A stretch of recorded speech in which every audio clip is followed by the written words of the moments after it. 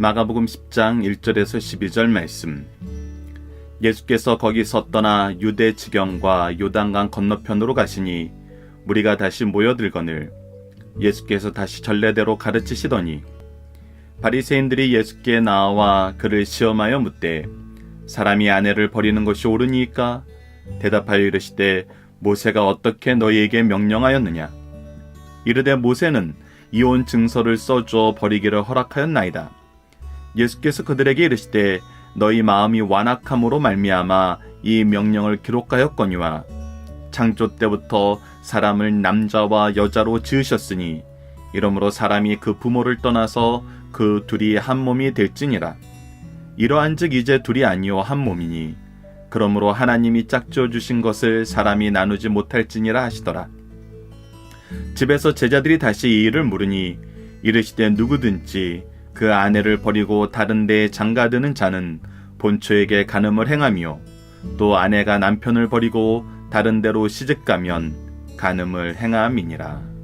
아멘. 안녕하세요. 승리한산 가족 여러분. 오늘은 마가복음 10장 1절에서 12절 말씀을 사람이 임의로 파기할 수 없는 결혼서약을 지키자라는 제목으로 함께 나누는 시간을 갖도록 하겠습니다. 1절 말씀은 예수님께서 유다 지경으로 다시 오십니다. 그리고 변함없이 복음의 사역을 이어나가고 계시는 것으로 말씀이 시작됩니다. 1절 말씀을 봅시다. 예수께서 거기를 떠나 유대 지경과 요단강 건너편으로 가시니 무리가 다시 모여들거늘. 예수님의 사역은 항상 어떤 것이 반복되어 있어요? 예수님이 찾아가시는 것과 사람들이 찾아오는 것. 이것이 현대 교회 안에서도 어떻게 됩니까? 주일날 우리가 모이는 거, 그리고 다시 파송되어 세상으로 나가서 복음을 전하는 거. 예수님은 이 교회의 모습을 계속해서 보여주고 있고 교회에서 무엇을 해야 되는지를 우리에게 가르쳐주고 있습니다. 무엇입니까? 예수님께서 다시 전례대로 가르치시더니, 전례대로 가르치신다는 건 뭐였어요? 바로 회당을 찾아가서 하나님의 말씀을 전하는 거였어요. 하지만 많은 회당에 있는 사람들이 예수님을 이제 배척하기 시작했을 때 예수님은 강변에 모여서 사람들을 가르치고 언덕에 모여서 사람들을 가르치는 것을 하셨어요. 즉 그가 계속 하셨던 것은 이 마태복음 4장 23절에서 나왔던 세 가지였죠. 무엇이었습니까? 천국 복음을 선포하고 하나님의 말씀을 가르치고 그리고 약한 것을 고치시는 이 세 가지 사역이 예수님이 전례대로 행하셨던 것입니다. 그래서 이것을 계속 꾸준히 하고 계세요. 우리가 그리스도의 사역을 한다는 것은 하나님께서 우리에게 맡기신 일을 마지막 때까지 지켜나가는 것입니다. 어떻게 보면 이것은 그 안에서는 기승전결이 있는 것 같지 않아요. 우리가 꾸준히 이것을 하다 보면은 이것을 이루어 나가는데 부수적인 것에서 기승전결이 있지, 이것은 우리가 계속 지켜나가야 되는 것임을 보게 됩니다. 한때 우리가 열심히 가르치고 한때 우리가 열심히 선포하고 한때 우리가 열심히 고쳤던 것이 아니라 이것이 계속 이루어지는 교회, 이것이 계속 이루어지는 가정이 가장 모범적인 모습이라는 것이죠. 자, 그리고 났을 때 계속해서 도전들이 이루어지고 있습니다. 2절을 보면 바리새인들이 예수께 나와 무엇하기 위해서 그를 시험하여 묻되, 시험한다는 건 무엇이었어요? 어떻게든 예수님을 넘어뜨리기 위한 거예요. 올무에 빠뜨리기 위한 거였어요. 그 질문이 무엇이었냐면 아내를 버리는 것이 옳으니까? 라는 질문이었어요. 자, 여러분들, 왜 바리새인들의 이 질문이 올무가 되고 시험에 빠뜨리는 것이 될까요? 이거에 대해서 말을 잘하거나 잘못하면 어떤 일이 벌어지는 거예요? 이것은 사람들이 예수님을 시험하려고 질문을 가지고 나왔을 때 항상 이런 질문이었어요. 이쪽으로 대답하면 이쪽 사람들한테 공격을 받고 반대쪽 사람들한테 공격받고, 이쪽으로 대답을 하면 이거에 또 반대되는 사람들에게 공격을 받는, 즉 진퇴양양에 걸리는 굉장히 민감한 문제들을 그들이 들고 나왔었어요.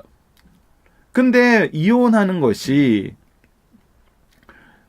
아내를 버리는 것이 왜 진퇴양양에 걸리는 문제일까요? 우리가 보면은 당연히 안 해야 된다고 얘기하면 되잖아요.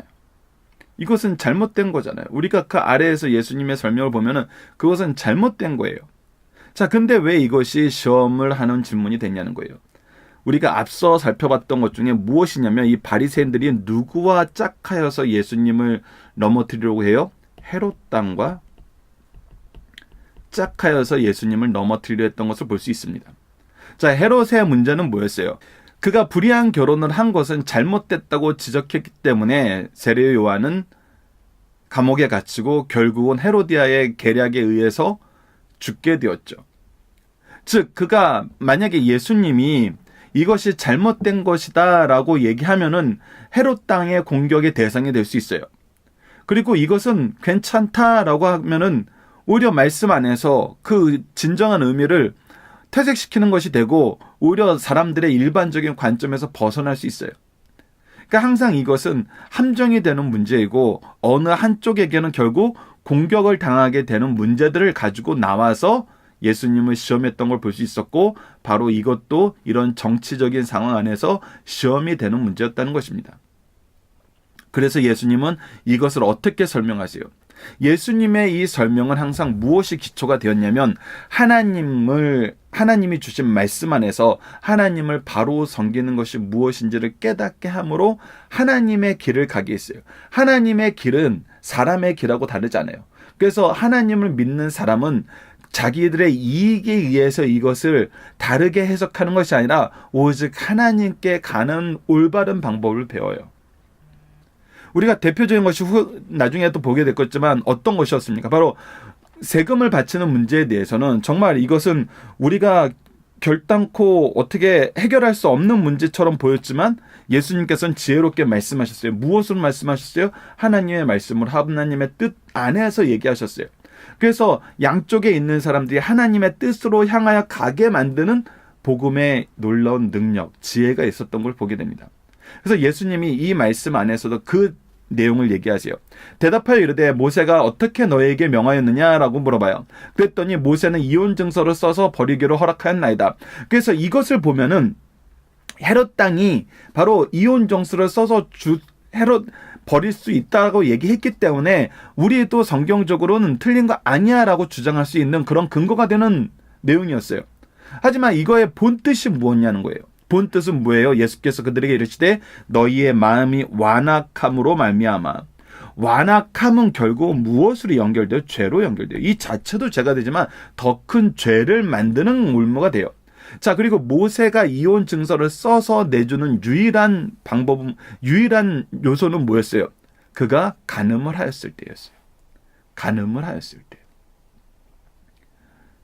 신이 성실의 언약을 위반했다는 것이죠. 결혼의 그 순결함을 깨트렸다는 거예요.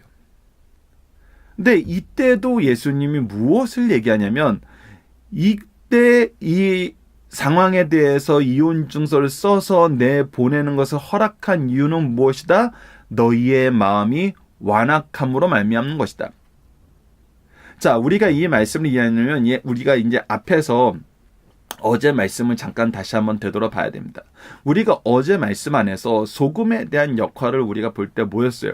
우리가 하나님께서 우리에게 주신 이 복음의 능력을 가지고 우리가 상처 있는데 뿌려서 그 사람을 죽이는 데 쓸 것인지 아니면 그 사람을 살리고 맛을 살리고 그 의미를 살리는 방법으로 쓸 것인지 우리가 항상 주의해야 됐었어요.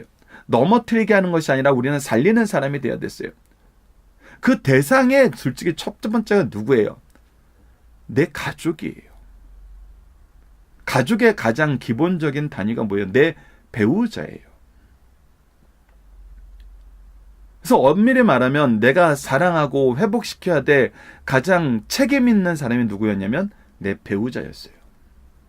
근데 우리의 완악함이 무엇을 만들어요? 더 큰 죄를 만들어요. 간음한 자는 죽일 수 있기 때문에 자기 아내를 죽이는 데까지 갈 수 있어요. 미워하는 데 갈 수 있어요. 그리고 이 죄 안에서 계속 무엇이 발생할 수 있어요? 거짓이 발생할 수 있어요. 그 5만 가지의 악이 무엇으로 말미암아? 이 완악함으로 말미암아 생길 수 있기 때문에 어쩔 수 없이 더 죄가 번지지 않도록 더 큰 죄가 계속해서 죄가 더 생성되지 않도록 이 명령을 기록한 것이지 원래 의미는 그것이 아니고 그렇기 때문에 너희들이 계략을 써서 너희들이 원하는 대로 아내를 바꾸기 위해서 이것을 형식적으로 이용하는 것 자체도 잘못된 것이고 본래의 취지는 이것이 허락된 것이 아니라는 거예요. 그래서 무엇을 얘기해요? 창조 세계의 질서를 다시 얘기해 주세요. 6절을 봅시다. 창조 때부터 사람은 남자와 여자로 지으셨으니 이러므로 사람이 그 부모를 떠나서 둘이 한 몸이 될지니 이러한즉 둘이 아니요 한 몸이니 그러므로 하나님이 짝지어 주신 것. 아담과 하와 누가 짝지었어요? 서로가 짝을 찾았어요? 아니라는 거예요. 결혼 제도의 기본적인 원리는 무엇이냐면 하나님이 짝지어 주셨다는 거예요. 하나님의 주권 안에서, 하나님의 은혜 안에서, 하나님의 계획 안에서, 하나님의 능력 안에서 우리가 부부가 되었다는 거예요. 그래서 누가 나누지 못해요? 사람이 나누지 못해요. 사람이 나누지 못한다는 거예요. 너희들이 하나님 말씀의 본뜻을 알았더라면 너희들이 이것을 오용하지도 않고 이것을 너희들의 멋대로 인간의 뜻대로 해석하지도 않고 이것을 가지고 시험할 수 있는 이야기거리도 나오지 않는데 너희의 완악함이 너희의 이 시험하고자 하는 의도가 거짓을 고하는 너희들의 죄가 무엇을 모르게 했다? 하나님의 뜻을 모르게 했다. 여러분들 이것은 계속해서 우리가 보게 되는 부분이잖아요.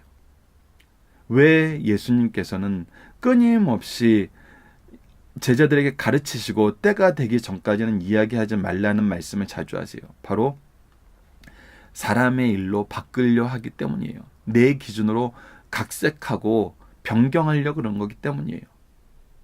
하나님의 일은 하나님의 뜻대로 하나님의 방법대로 하나님이 이끄신 대로 하는 거예요. 우리의 가정의 모습도 마찬가지예요. 우리는 연약해요. 우리는 때론 유혹에 넘어갈 수 있어요. 그렇다고 이것을 합리화하는 건 아니에요. 그것은 절대 하지 말라고 하나님께서 말씀하셨던 거예요. 그러나 이 절대 하지 말라는 이것이 생겼을 때 이 생김의 문제를 해결하는 하나님의 방법 또한 성경은 가르쳐주고 있다는 거예요. 호세아서 말씀을 보세요. 어떻게 합니까? 타락하고 내 아이가 아닐지도 모르는 그 아이를 낳은 여인을 하나님께서는 데려다 다시 아내로 맞이하라 그러잖아요. 그리고 하나님이 우리를 향하여 이렇게 우리를 사랑하시고 이렇게 우리를 받아주시고 우리를 이렇게 사랑하셨다는 것을 보여주려 하시잖아요.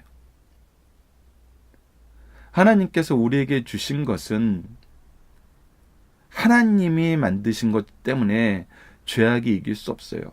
하나님이 세우신 가정과 교회는 죄악 세상이 이길 수가 없어요.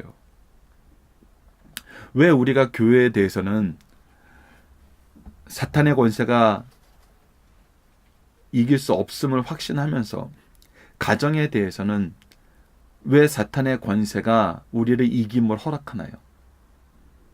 이것이 완악함의 의미라는 것입니다. 자, 10절 말씀 봅시다. 집에서 제자들이 다시 이를 물으니 더 정확하게 얘기해요.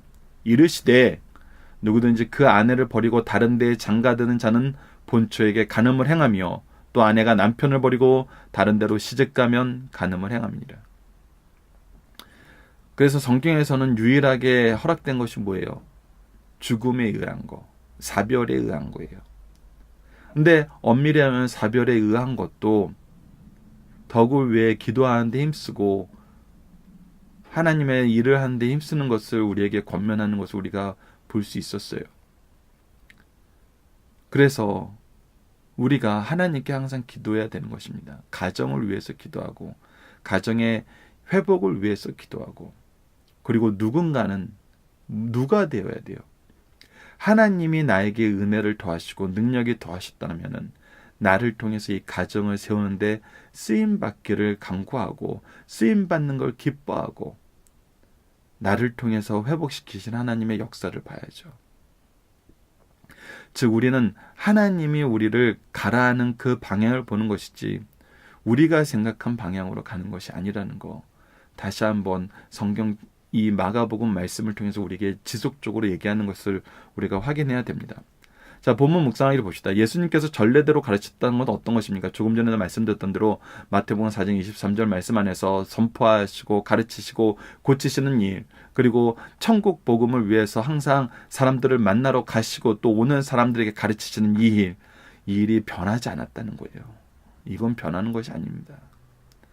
두 번째, 바리새인들은 왜 예수님께 나왔나요? 무엇을 물었나요? 예수님을 시험하려고 물었고 이혼에 대해서 물어봤어요. 예수님은 결혼이 무엇이라고 말씀하시나요? 성경은 이를 어떻게 가르치시나요? 예수님은 이혼에 대해서는 너희들의 완악함으로 말미암아 이것을 얘기한 거지만 본래 의미, 본래 뜻, 그리고 예수님께서 얘기하셨던 대로 완악함이란 것의 의미는 결국은 우리가 죄인 되었다는 것을 얘기해주고 있다는 거. 그래서 우리가 하나님의 은혜와 하나님의 능력 아래서 뭐 하는 사람이 되어야 된다?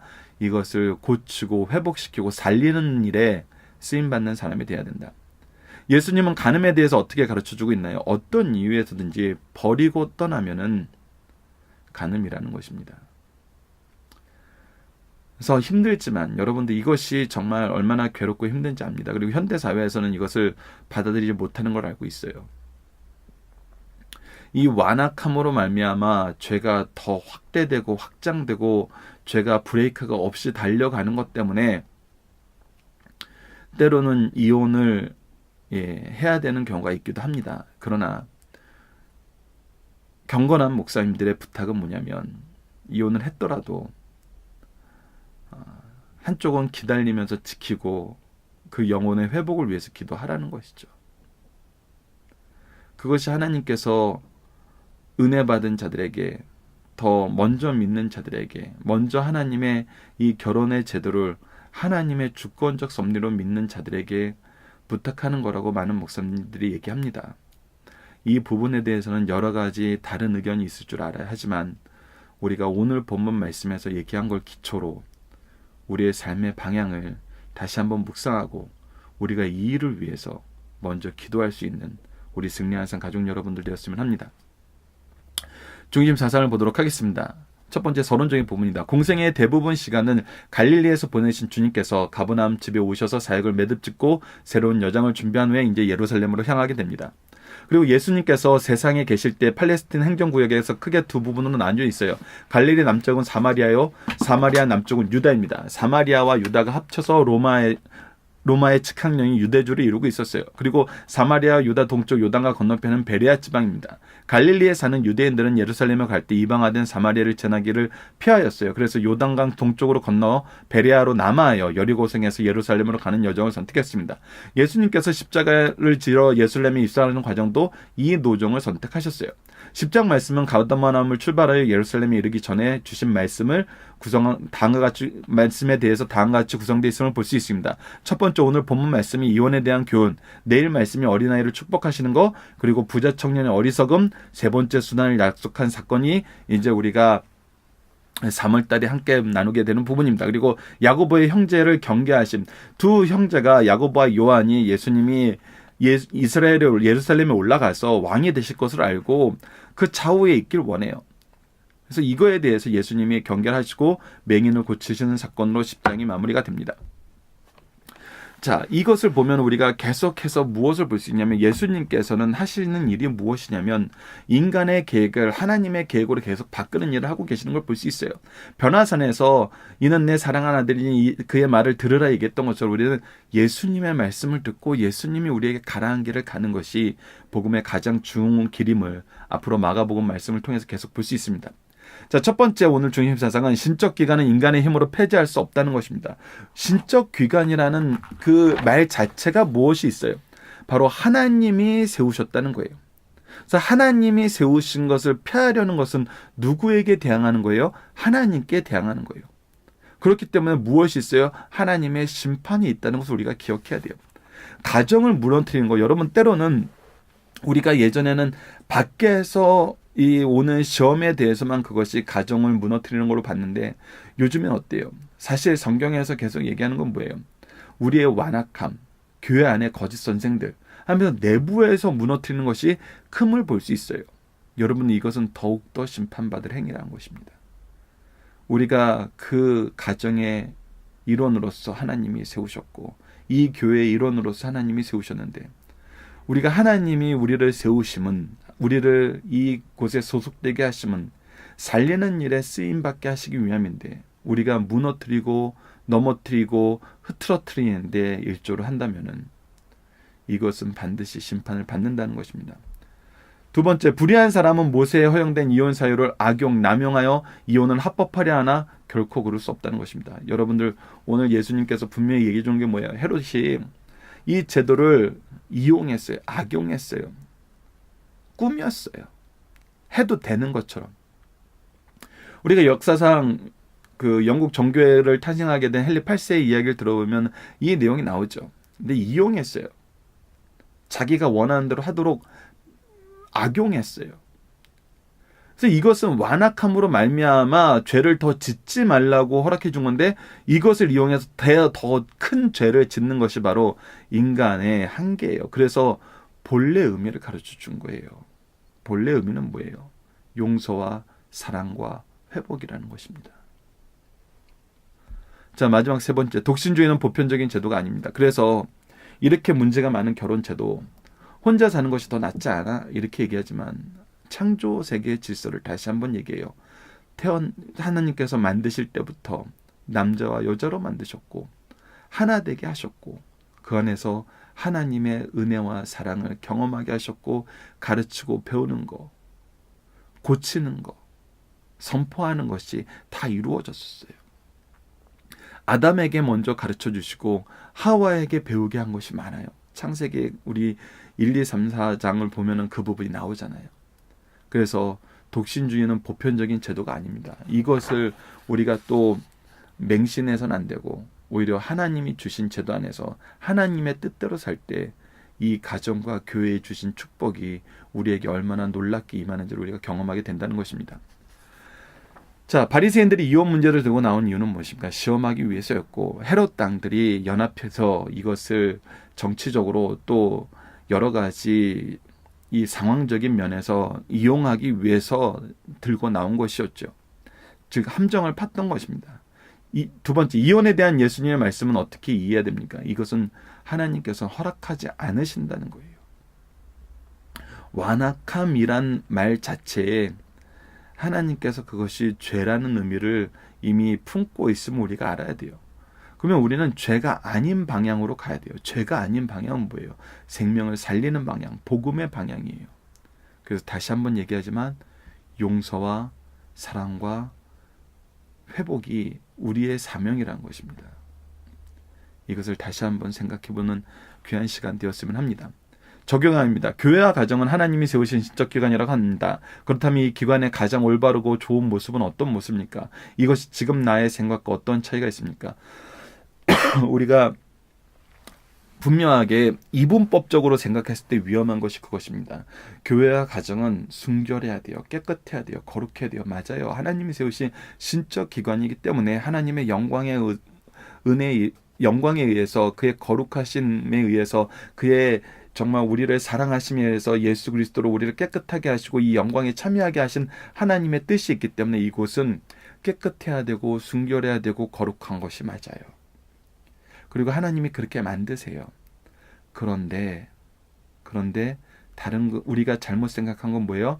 그래서 순결하지 않고 깨끗하지 않고 좋아 보이지 않는 건 어떻게 하는 거예요? 배척하는 거예요. 근데 예수님이 배척하셨습니까? 하나님이 버리셨어요. 예수님이 배척하고 하나님이 버리셨으면 우리가 어떻게 이 자리에 있어요? 하나님은 깨끗하게 하시고 거룩하게 하시고 영광스럽게 하시지만 어떻게 하세요? 더러운 우리를 깨끗하게 하시고 죄인된 우리를 거룩하게 하시고 죽어야 될 우리를 영광으로 인도하신 거예요. 그래서 우리가 해야 되는 것은 무엇입니까? 하나님의 의와 거룩과 영광으로 우리를 부르셨던 것처럼, 누군가를 통해서 우리를 이곳으로 인도하셨던 것처럼 이 신적 기관인 교회와 가정에서는 이 회복의 역사가 있어야 된다는 것입니다. 생명 살리는 역사가 있어야 된다는 거예요. 죽이는 역사가 있는 것이 아니고, 분열의 역사가 있는 것이 아니고, 하나됨의 역사, 살리는 역사가 있어야 된다는 것입니다. 그래서 이것을 우리가 분명히 이해해야 돼요. 우리가 한쪽 면만 잘못 이해해서는, 우리가 거룩한 깨끗함만 주장하다 보면은 정말 사람들을 오히려 시험에 빠뜨리고 낙심하게 되는 경우가 있고, 우리가 사랑과 회복과 거룩함을 위해서 우리가 열심히 섬겨야 돼 하면은 오히려 사람들이 방임하고 어리석은 대로 가게 돼요. 우리의 목표는 뭐예요? 예수 그리스도로 인해서 회개의 심령을 통해서 그들이 성령의 인도하심으로 변화받는 것이지, 우리가 그들을 그냥 편하게 내버려 두는 건 아니라는 거예요. 그래서 우리가 예수 그리스도에 대해서 더 잘 알아야 됩니다. 예수 그리스도의 방법을 따르는 삶을 살아야 돼요. 이번 주 공동 기도 제목 무엇입니까? 성경에서 가르쳐주는 천국의 모형으로서의 가정, 참된 예배가 있는 교회가 되게 하소서. 오늘 본문 말씀을 통해서는 하나님, 우리의 가정이 하나님이 세우신 신적 기관으로서 하나님의 은혜의 통로, 축복의 통로, 천국의 모형으로서 이 시대에 참된 평안과 안식과 사랑이 가득한 주님의 동생이 되게 하여 주소서. 주님의 뜻이 이루어지는 가정이 되게 하여 주소서. 함께 기도하는 시간 갖으면 합니다. 감사합니다.